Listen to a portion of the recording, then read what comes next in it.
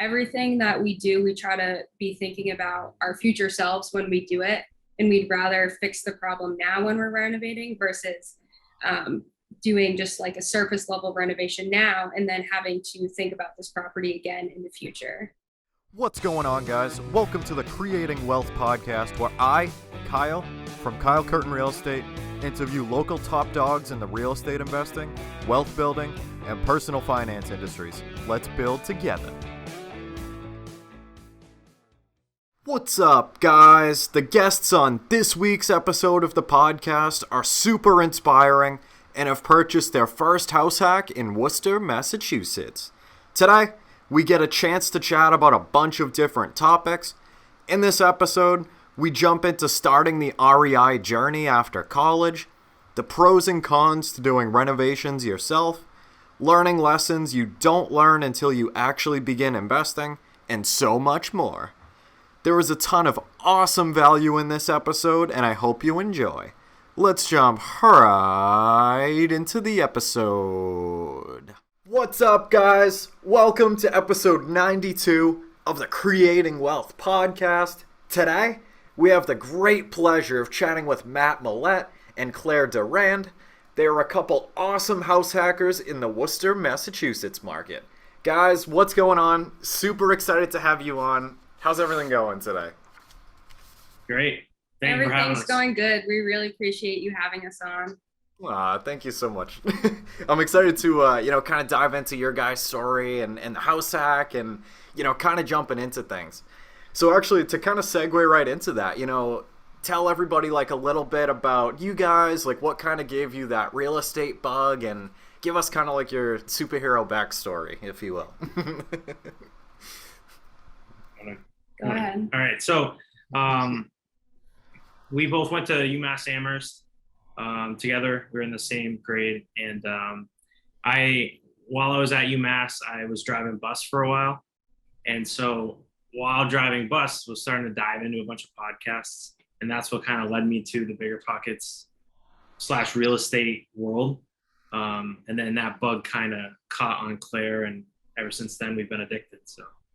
Yeah, at the time that Matt discovered the podcast, I'd actually been feeling a little bit discouraged about real estate because at that point I had already known that I wanted to go into real estate.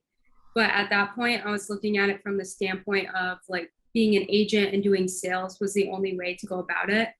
And that previous summer while in college, I was a leasing agent for the summer and I actually really hated it. So I was kind of discouraged, but once I discovered Biggerpockets, it was kind of like a light bulb went off and I was like, wow, there's this whole other side to investing. And I never really considered that side of real estate. And yeah, we both got super into Biggerpockets after that. That's awesome. I love that so much. I know, I totally agree with you. Like, it's so crazy. Like, just kind of, like, if you thought about the real estate industry, like, before kind of finding this sector of it, like, that might be, just what's on people's minds is like, oh, well, like, I think, the assets themselves are cool and, like, single families, condos, and, like, all this crazy stuff. But, like, that's not for everybody, and, like, but like you said, there's actually a whole nother side to this that's, like, completely different. And it's, like, the craziest thing in the world. Yeah. Yeah, I mean, like, when I first started diving into the podcast, that was back with, like, the OG. And they would just like pick a member, go through their story and like the success that they had. And that's where I just started hearing like all these people just like us are getting started and they're having success. Like they go through the numbers. I'm like, wow, this is like pretty great. And, just kind of slowly started introducing and dabbling into it. We started getting books and we think we can do this. So.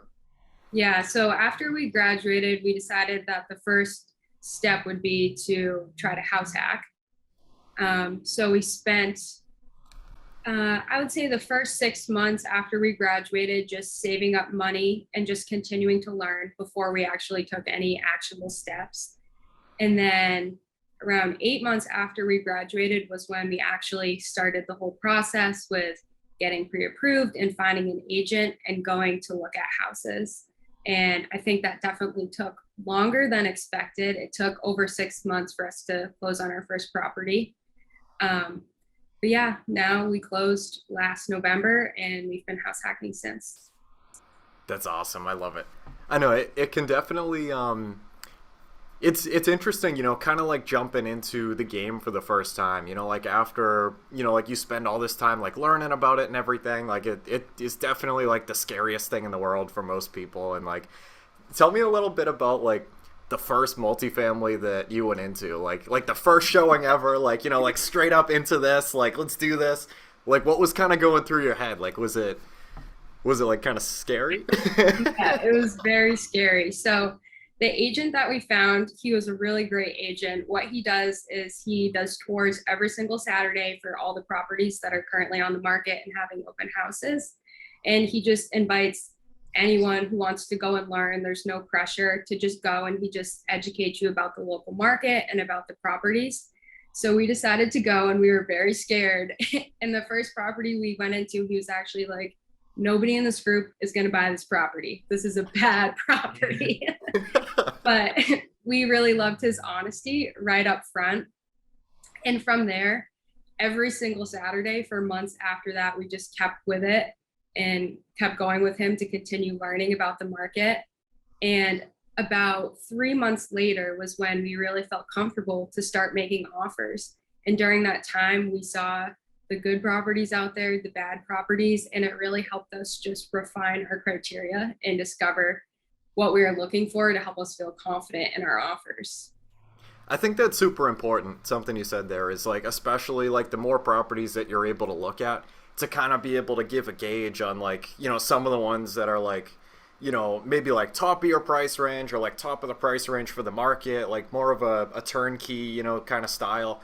And then some of the ones that are maybe not so much, and, kind of like feeling your way out, on, the type of repairs that like you're okay with taking on, and some of them that like, don't even bother, like, this isn't the house. And especially because you were going to be owner occupying it too.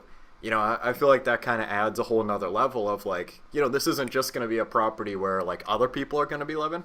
Like, we're actually going to be living here. So like, you got to kind of add that factor into things. Yeah, that was a big thing for us too. Like if we were touring properties on certain streets where maybe we couldn't, kind of see ourselves living there, like it didn't feel like the safest place to be, like we knew that, if we didn't want to live there, maybe the tenants that we were hoping to get don't want to live there as well. So we just kept looking, and then eventually just narrowed down our criteria of like exactly what we're looking for, and ended up finding it. So. Yeah, we always say we want to be comfortable living in any property that we buy, whether we are going to live there or not. Yeah, I love that mentality too. You know what I mean? Like, just to kind of have like a comfortable, like, like suitable, I guess, kind of place, for people to go and live, and it's, or like desirable, I guess you could say. Yeah. Yeah, definitely. So tell me a little bit about, like the property when you first moved in. Like, was it, like, did you have to do like a fair amount of work to it? Or I guess what was kind of going through your head at that point too? I'm always curious. We did. It ended up being a lot more work than we anticipated. So we actually found this property off market. It was through some people that I'm kind of related to. So that's another tip that we have. Always let everybody know what you're trying to do and that you're trying to buy, so that they think of you if they're ever going to sell a property or if they know anyone selling. But since we knew them and we knew their motivations, one of the things we knew they didn't want to do was to clean out the unit that we were going to be living in. So when we first got the property, the first thing that we had to do was clean out the entire unit. It was completely full of furniture and everything.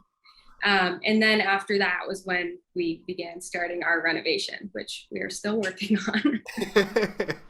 It's a we long term. literally filled up like a 20-yard dumpster full of furniture that was left here. Yeah. Just like fully stacked it in. It was insane. I got the deal done. Right. Yeah. I really think that did help get the deal done. That's huge, you know what I mean? Like, to be able to, just take something that, a seller might not necessarily want to deal with, go in, solve the problem, and, on the back end, be able to actually, like, solve their problem or their problems, I should say, and, benefit on the back end, and, be able to get into a solid, property right off the bat. Yeah, I think that's like where you find the best deals too. Like if you're, if you're benefiting and you're solving their problem, or maybe it's their headache or whatever, and at the same time they're solving yours, they're benefiting you. Like that's where the best deals are made. Yeah. Yeah, I totally agree. That's awesome. So, do you have any, I guess, or let me phrase it this way. So, what's kind of the most like interesting story from your property from the past 7 months? I think it's November. Um, there's been a lot. Yeah, there's been a lot. Well, I guess just to give you some context of like where we've come so far. Yeah. When we bought this property, we cleaned out the second floor because we were going to live in that floor. So we kind of dove headfirst into renovating, and this being our first one, we were super eager to start diving into the weeds of fixing it up and stuff. And shortly after that, 2 months later, one of the tenants moved out. So we had our first tenant turnover. So we were like fully into a renovation, and then they decided to move out and had to switch gears to do a turnover on their unit. Mm-hmm. And so that was a pretty brutal and grueling process, but we have just finally finished. Right. Yeah. So our unit was put aside for that 5 months while we renovated the third floor. And we pretty much have done everything ourselves except for the electrical and plumbing work, just all the things that require you to pull permits. But yeah, pretty much every surface has been touched in the unit. The renovation scope just keeps increasing because, you have a plan in mind, and then you get working on it, and then you realize that there's unforeseen issues and just other things that you could do now or you could put off, but it's probably better to do them now. Everything that we do, we try to be thinking about our future selves when we do it, and we'd rather fix the problem now when we're renovating versus doing just like a surface level renovation now and then having to think about this property again in the future. That's absolutely huge. Yeah, and I totally get what you're saying there. Guys, we were talking for a couple minutes before the call, and I was just telling these guys I'm currently going through my first unit turnover. And actually, the room that I'm in right now, there should be a wall. If I wanted to get, to fix this like set of bedrooms how I wanted it to, there should be a wall like right here, but that kind of got disrupted, once my tenant said they were going to leave. So I definitely feel you on that one, and basically just trying to like bum rush everything to get it done as fast as possible and get moving to minimize the vacancy and like, just make sure that everything's going okay until you can kind of get it, stable again, and then, hopefully kind of settle down a little bit and, kind of work on some of the other stuff that you wanted to originally.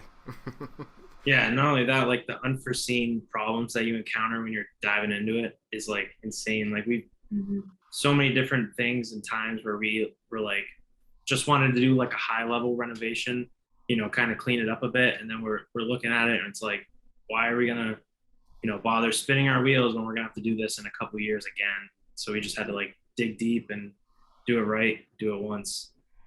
That's a really good point. Yeah. And like, it's interesting too, because like one thing that I've discovered very, very recently is like, just kind of having the vision for like how you wanted to turn your unit over. And like, for me, that was definitely the fun part of like looking at like the kitchen from like a different angle, be like, oh, what about like a two-tone color scheme, and like refinish the cabinets, and until you actually kind of jump into it, and I'm like, crap, I'm only one guy trying to do all this, you know what I mean? And still working on it, but yeah. Yeah. So we anticipated that it would take 2 months, and it took 5. And I think we really just didn't understand how much time it would take when we only have the nights and weekends with working our full-time jobs.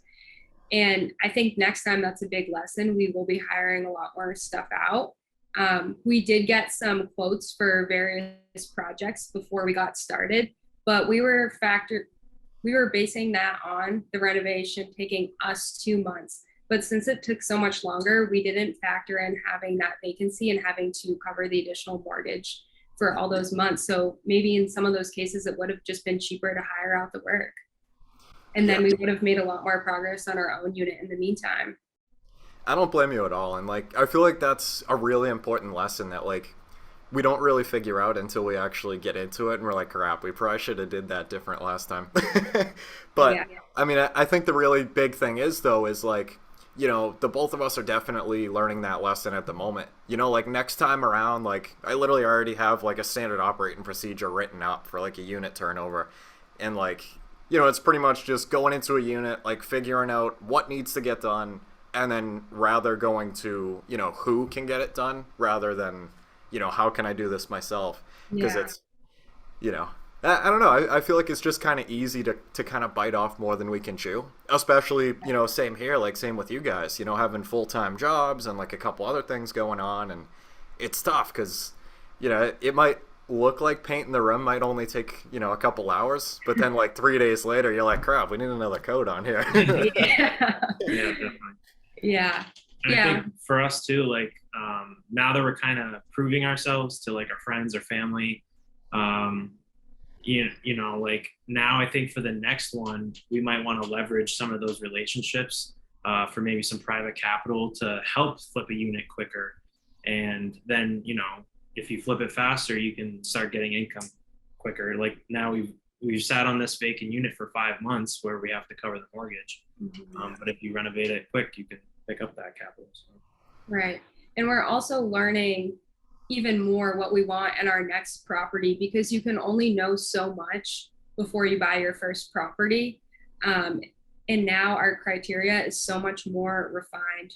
One big issue that we had to deal with here was lead paint and having kids in the unit and just following the mass state laws for all those things. And before we bought our first property, we knew that that was something to consider, but we didn't know the cost of that, and we didn't know how strict all of the laws were. So I think going forward, like for example, that's just one thing that we'll really look for. Are the units already de-leaded? Are there children living in the units without them being de-leaded? And now we obviously know the steps that we need to take if we do get ourselves into another one of those situations. But we've just learned so many small things like that that'll help us so much for the future. Definitely. Let me ask you this. I've heard there are like programs in Massachusetts to kind of, you know, incentivize people to get like the lead certs and stuff for their units. Did you guys kind of, you know, like use any like programs at all, or like, I guess, how did that process kind of go? So we did look into the programs, but the programs are, well, it varies depending on the program, but they're based on your income as well as the tenant's income, which we did not know. So you and your tenants, depending on which program you use, would both have to qualify. And just in our case, we just weren't able to qualify based on those constraints. Wow. That's interesting. Yeah, I didn't know that either. Yeah. Yeah, and there's another program that's offered. So that one's Worcester specific. There's another program that's offered where it's like essentially a loan and you don't have to pay it off until you refinance or sell. And then the only reason we didn't want to do that initially was because we were FHA. So we were hoping to refinance to get out, you know, to get out of the PMI and all that. But now that the market has shifted, we still haven't refinanced yet. But Yeah, I don't blame you guys. Let me ask you this. What's your interest rate from November? Is it like 2.75? Yeah. Nice. Yep. I'm almost still, it's crazy, but I'm almost still considering refinancing just because I do want to free up my FHA loan again for the future. Yeah. And I think with how the trends are going, rates are going to continue to rise. And maybe if I look back in 6 months, I'll regret not refinancing. I don't know. It's tough. It is. That's a really good point. Yeah, I don't blame you. I got my 3-family in December. I'm at 2.6.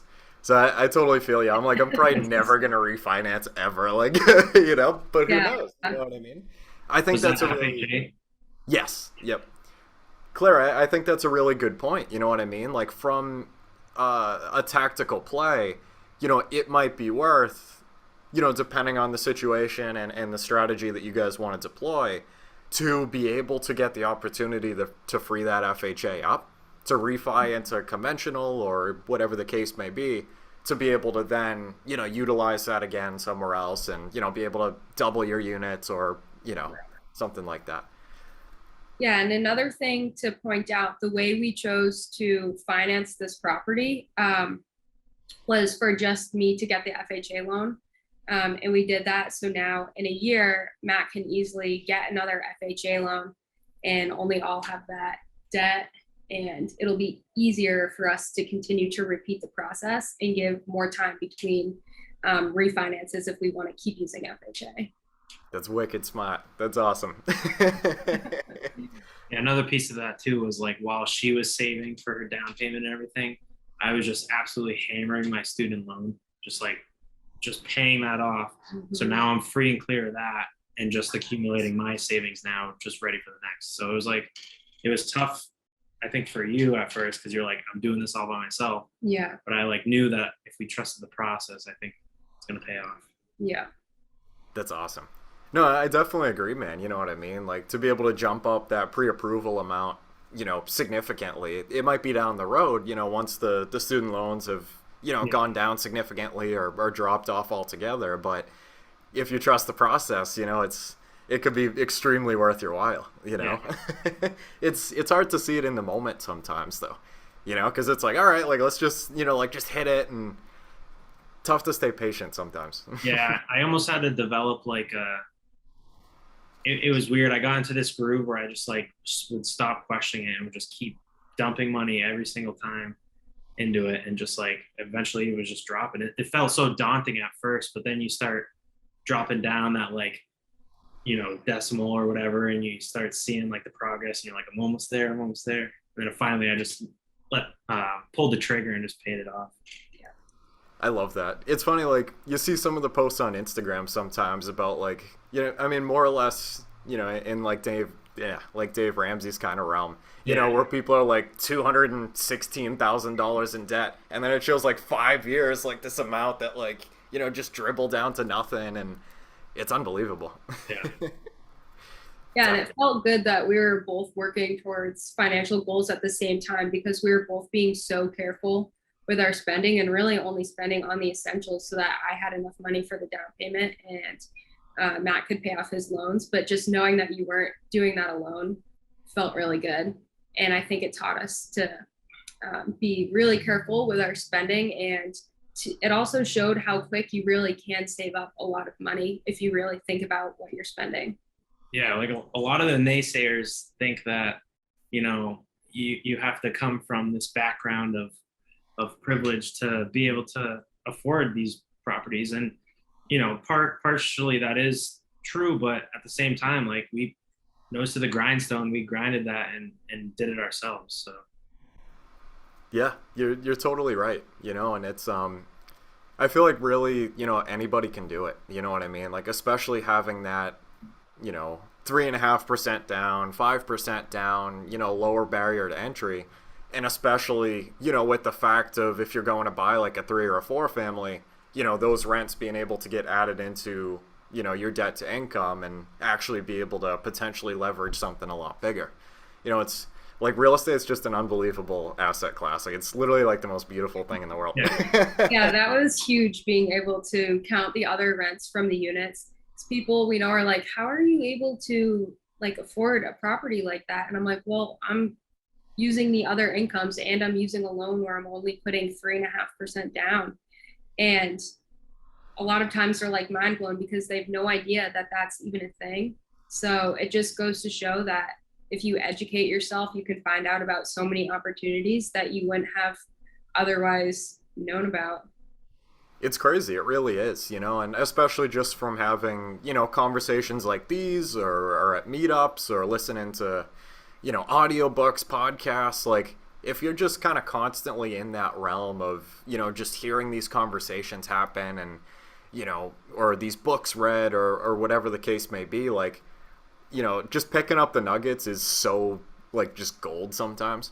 And it's crazy because a lot of this kind of stuff, the majority of people don't know about. And it's kind of messed up, but I mean, it is what it is. You know what I mean?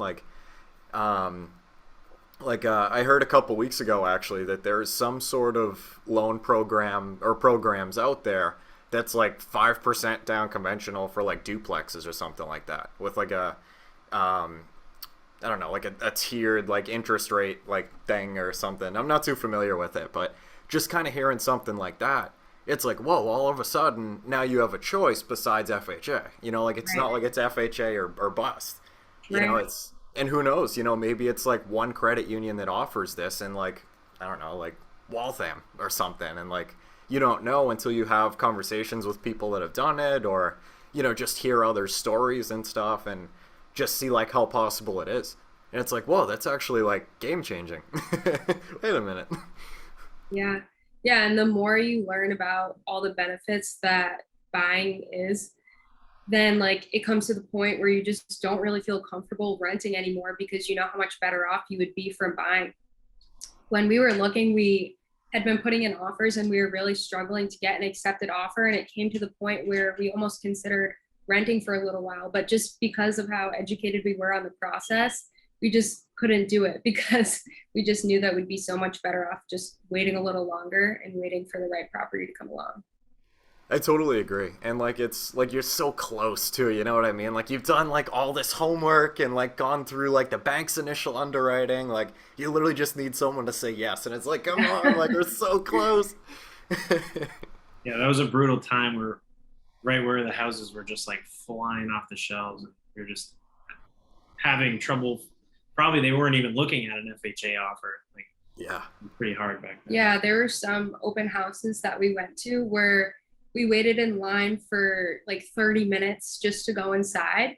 And in our minds, as we're waiting in line, we're like, our FHA offer is not going to be competitive if this line is this long.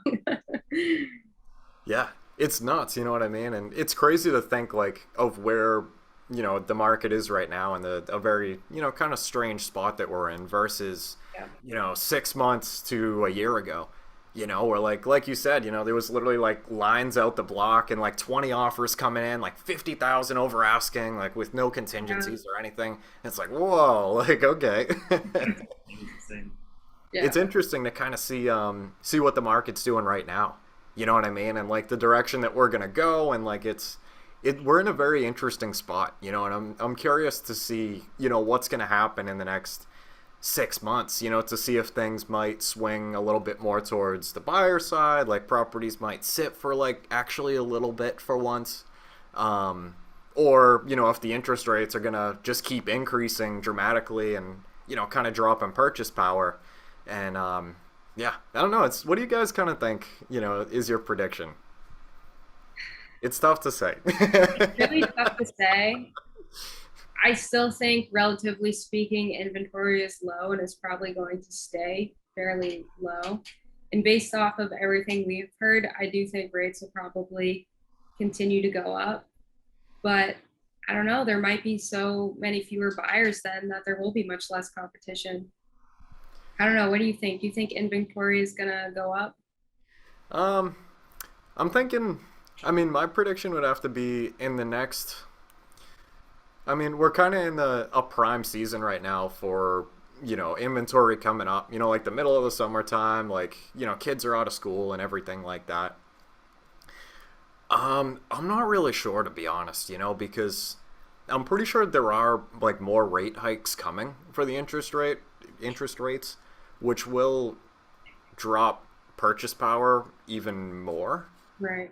But in the meantime, if there's still, you know, a fair amount of listings coming up, you know, during this season, like, you know, and there'll be less people to actually be able to pay like those wicked outrageous prices. Well, I should say, you know, what people were paying before, you know, maybe like we'll start to get offers that are actually, you know, closer to asking or even under asking, you know, and like maybe you might actually have a couple days to make a, you know, decision, instead of like all right, like 5 minutes from now, like it's already under contract, you know, it's like crap, like, you know, it's going to be interesting. It's so hard to predict, because when we were looking last year, everyone kept saying like rates are going to stay low. And now you look at rates and such drastic changes have happened within 6 months. So I'm like, who knows what it's going to be 6 months from now if this can happen, you know? Yep. But I think too, like 6 to 8 months ago when it was so hot, I think there was a lot of buyers in the market that weren't so much familiar and like deep into the real estate weeds, like, you know, both of us are, where we've even seen like some of the places that we've toured are coming back on market as if like maybe they overbought it. It was too expensive. It was a bad property. And I think you'll see less of that just overabundance of this capital in the market, where it'll be more strategic plays coming up in the future. Definitely. Yeah, no, I totally agree. And that will hopefully help us out because I'm right. going to be approaching a year and, you know, another 6 months. So a little less, yeah. That FHA is going to be up pretty soon, guys. Time to hit number 2. Another. My turn. It's extremely exciting, you know, and like, I don't know about you guys, but like when I was first looking, I was like, oh, FHA, like, yeah, it's only a year and like, you know, to own or occupy, but you know, in the bigger picture, that's like 2 seconds. Like that'll fly by and no problem. But like, I don't know, like for me in the first couple months, it like, you know, it felt like it was literally taking absolutely forever. But kind of looking at things now, it's like, crap, like we're already 6 months in, like we're already halfway there. You know, like it's just another 6 months to go and, you know, moving on to the next thing. Yeah, what are your plans? Are you planning to buy another property next year after you've been there a year? I might keep owner occupying this one. I'm planning on getting a roommate once I move to one of the other units, and at that point, like I'll actually be cash flowing, depending on like how I play my cards. What I do want to do is I realized recently that I do have a decent amount of equity in the property, which is very surprising after buying it 6 months ago.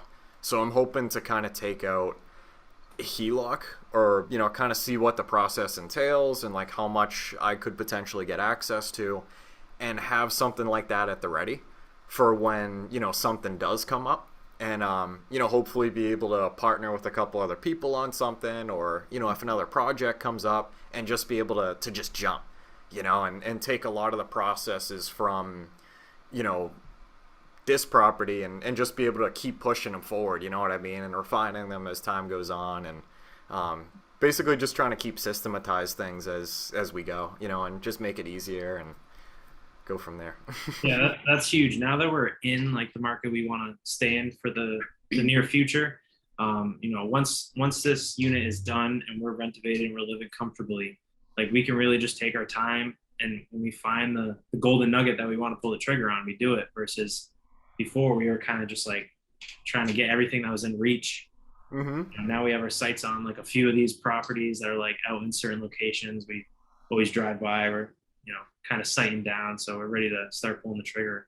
Yeah, you feel the pressure to get the first property as quickly as possible, but after you get it, it really makes you think about things, and now we'd be much more comfortable with waiting for the right property for the second property, because now we're having a new lease start for the unit that we had vacant this week, and then we'll be living for free, so we're kind of comfortable staying for a while since we'll have achieved that goal. Definitely. Yeah, I totally agree. You know, I feel like that's kind of the big thing, is like just to get into that first one, like right off the bat, and like just at least get your feet wet, like both feet in, and just jump into things. But then like as you jump into it, you're like, all right, like let's get rid of that, you know, housing expense, and then we can cruise for a little bit, you know, while we're saving up for the other property, or, you know, trying to leverage other capital or raise other capital. And it's like, all right, like we're in this now, and like, you know, we just gotta find the right place for our money, and, you know, just keep rolling, you know. But like it's almost as if, you know, there's not as much of a rush, you know, and like to your point, you know, you can maybe be a little bit more strategic with it, rather than like, all right, like let's just get into this thing, like we've been learning long enough, like let's just get it done. Yeah, exactly. And it, you know, gives us other opportunities to pursue like maybe private capital or creative financing, versus before we were just newbies and just trying to get it done. Yeah, and it'll also just, you know, once we're done renovating, it'll free up some of our time that's been taken from us. We're happy with all the time that we spent on the renovation, but there's other things that, you know, we want to be able to pursue in our free time, and we just really haven't had the opportunity to do that. So looking forward to that as well. And also just, you know, having a little break so we don't get burnt out, and we're still excited about real estate and excited in pursuing our next project. Yeah. No, I definitely feel you on that one. And it's tough, especially in, kind of the position that we are where like, you literally have to get this stuff done or, that money's coming out of your pocket for the vacancy and it's like, all right, like we got to get this like under wraps and let's go. And, it's so easy to just kind of like get lost into things. And then, I feel like one thing to be really self-aware of is, like just when you've been working too much and like just making sure, to your point, that you don't get burned out. And it's like, all right, like we know we have like a million things to do and like not a million things are going to get done like tonight, although it would be great.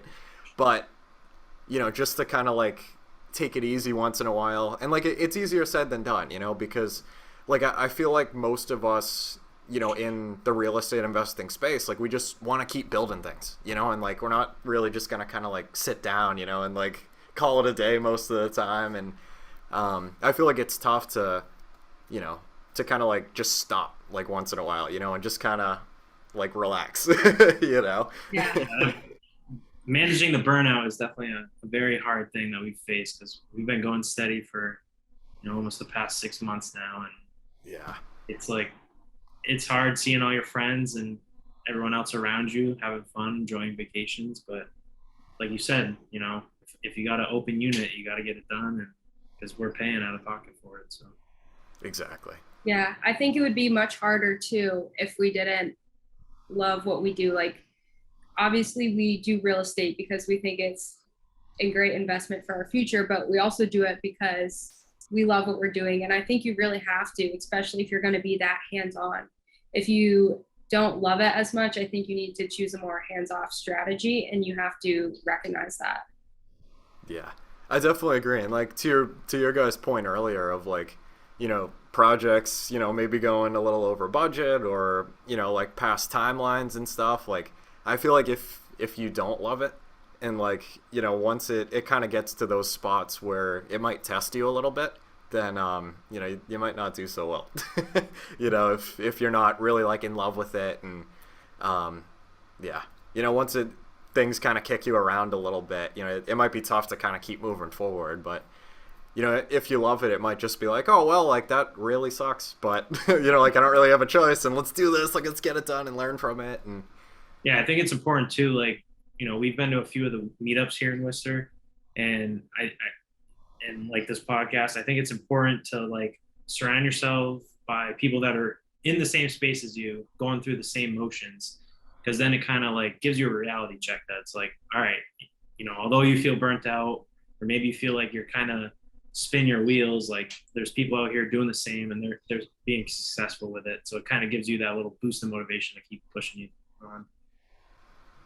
Yeah, one of our goals for once we have some more time is to really just start networking more and meeting more people in the area, just to have connections. And it's always good to be able to have connections and just, when you do reach a point of just needing help with something or you just have a quick question, it's nice to be able to have people that you can turn to and just say like, hey, I have a quick question. Would you mind helping me out with this? And that's really huge because a lot of times they've already been through those things. Yeah, it's definitely the name of the game, you know what I mean? Like, just to be able to, kind of like go through this together. Like everybody, generally speaking, is, to your guys' point, like going through the same struggles in one form or another. Like, if we're able to kind of be there for each other and like, when things hit the fan, just being able to shoot a quick text or a quick call to somebody and be like, hey, this is what I got going on. Like, what would you recommend? And like, it might be one of those things where like, it's really hitting you hard in the moment, but the person that you met at like a meetup last week or like, you went out to coffee with a couple times or something, like they might have did this like 10 times in the past 5 years and be like, oh, it's all right. Like, it's all good. Like, just do this, this, and this, and it's a game changer, cause like you're not left wondering. And, I mean, obviously like it's important to kind of, for us to figure things out, on our own, I feel like to a point, but also to be able to deploy the resources to get things done like the right way and like the most efficient way possible. And just be able to be a resource to other people as well, and be able to share your experiences and, hey, like watch out for that. I don't know, like, try and get 3 contractor quotes because, because, this one didn't work for X reason, or, like whatever the case is. Like just like little things that that could really change the game, for some people with different things that happen. Yeah, there's so many different things that we've learned going through this process. For now, like if we were to do it again, it would just, like, before we would lose sleep over it, but now it's like we would know exactly the steps to take and how to handle it, and realize that it wasn't that big of a deal back then. Yeah, I remember, for example, the first time I had to set up the security deposit account for a tenant that I inherited. I was like nervous going through the whole process, but I just wrote down all the steps, and then I had to do the same thing last week for my next tenant, and it just felt like nothing because I'd already done it once. I knew the whole process at that point. And yeah, I think we can feel a lot of pressure because if we don't get this stuff done, no one else is going to get it done and take care of it for you. Like at your job, if you're struggling, there's always people that you can probably turn to and go to. But within real estate, you have to find those people for yourselves. And you also have to learn how to just problem solve on your own and become really good at it, and realize if you solve it one time, it'll be much, much better the second time. Yes. I feel like it's almost like, that first time that like you buy a property or do a unit turnover, or, get a quote from a contractor. Like, where the heck do I find a contractor? Like, how do I vet them? I feel like it's, generally speaking, like, it's just kind of that first time of like building like the baseline. And like, even if things go like really sour, like, if that contractor like, burns you or something like that, or, like just things don't really go to plan exactly for, X reason. Like, I feel like even at that point where like things aren't really looking so well, like you have a baseline and like an experience. Like now the next time around, you'll be able to take that experience and just, make sure that you don't do that the next time. And like, you're just building on that baseline over and over again. And, like the more reps you put in for whatever the thing is, like it's just going to be like second nature. It's almost like it's just kind of, building a process for everything that we're doing. And like, once you have the processes done, like you'll be able to, turn over units in the snap of a finger, and like, yeah, like that kind of thing. And yeah, going through those motions too, like, trying out different contractors, like you start to eventually develop like this kind of idea of like who you're looking for, and you start to meet these team players that you want, like kind of in your arsenal to use if things ever come up. And we've already met like so many great like contractors, agent, like the people that we've been using for like the lead stuff, that we just want to keep close to us and keep treating them well because they've been awesome to us. So yeah, and once you find someone or a few people that are good, they typically have really good people that they can recommend for different things, because typically if they're really good at what they do, they know other people who are really good at what they do. Definitely. I forget who says it on the Biggerpockets podcast. It might have been Brandon Turner, but they say like, rock stars hang out with rock stars. Oh yeah. Yeah. It's true. Definitely. Yeah, it's I feel like it's I forget where I was just going with that. Anyway. So what's kind of like your guys' like, long-term vision, and like your drive for, continuing to buy more properties, and what's kind of like that bigger picture look like? So for now, our goal is to keep house hacking one time per year. And eventually we would like to get into other larger multifamilies, and we hope to start incorporating using private money and things like that. And then I'm interested in getting into some short-term rentals in the future. And Matt's interested in self-storage, but things are really kind of up in the air. I feel like what we think we want to do keeps shifting as time goes on, but we know that our baseline for now is to just keep house hacking once per year in this market while we still choose to be here. And then hopefully we can get to the point where we have enough passive income where we feel comfortable, where we could explore other careers within real estate, where we're not so reliant on our jobs, and we're able to take more risks with our careers because we have that passive income to kind of pad us to explore other things. Yes. I love that so much. And that's just wicked cool. Yeah. Yeah, I mean, like the ultimate goal, I would say for any of us is like, right, financial freedom. But like, what does that actually mean?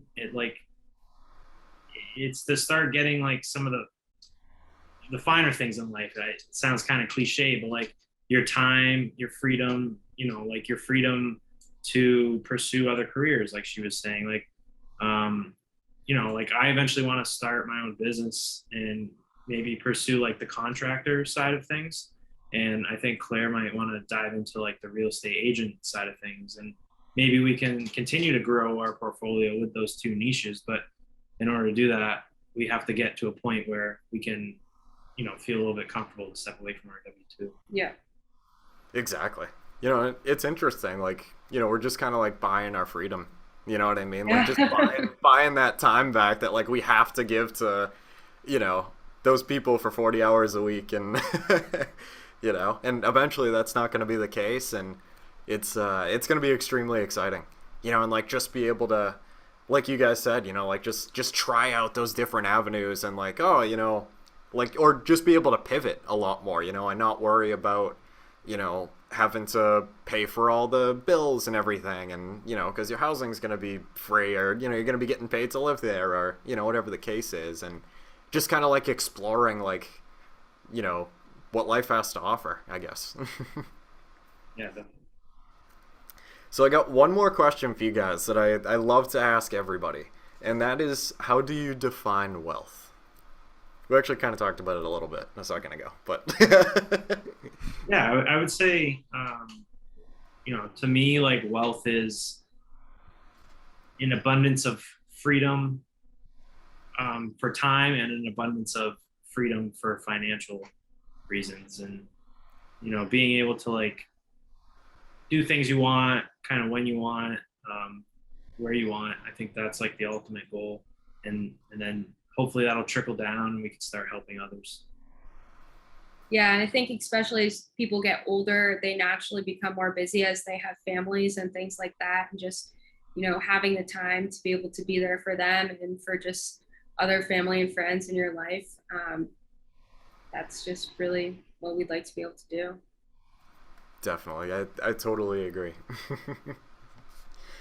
Thank you so much for coming on here, guys. That was absolutely awesome. Where on like social media and stuff can you guys be found? We have a Instagram for our real estate that we just pretty recently started. I think the username is Clair. Yeah, Hold on. It's too new. We don't know. Yeah, we would like to become more active on it. It's Clair_Matt_REI on Instagram. Awesome. Yeah. And so we have a few posts of our 2 renos that we're doing. We call it like Reno 1 and Reno 2. And yeah, hopefully we'll get to post more soon. Yeah, some more before and afters for it. I love it. I don't know, it's definitely tough sometimes, you know what I mean? Like to just kind of keep up with it and like, Sometimes you just get so caught in the moment in your renovation and there's things that you're like, oh, I should have taken a picture of that. Yeah, Claire's always like the documentation person and I'm just like, I need to get this done. Like, go get your phone and take it. Yeah. So. Yeah, you're definitely right though. But yeah, again, thank you so much, guys, for coming on. That was absolutely Thank you for awesome. having us. We really appreciate it. It was very fun. All right, guys, that concludes our Creating Wealth podcast episode for today. I want to thank every single person that has listened this far. It really means a lot to know that people can learn from me and with me as we build wealth together. Hopefully, you can take home at least one thing from this podcast that will improve your life just a little bit. If you could, please check me out on social. That's at Kyle Curtin Real Estate on Instagram, Facebook, and I'm on Biggerpockets. Until next time, let's build together.